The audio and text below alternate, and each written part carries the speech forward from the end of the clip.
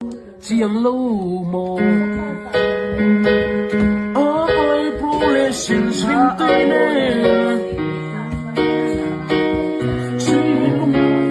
ngày mày khởi in là lạc lộ xế là in là lạc lộ xế lò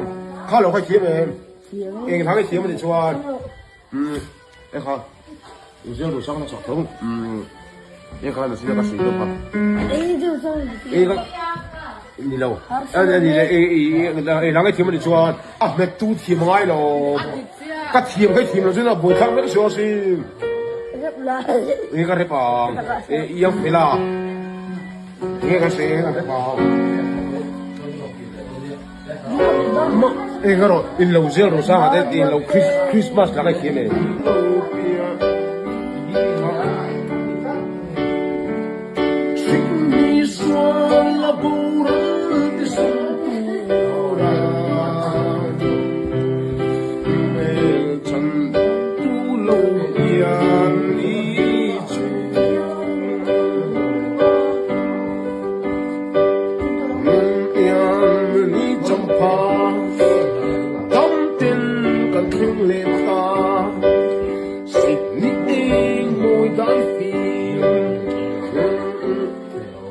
ít biết là thịt lâu ít biết là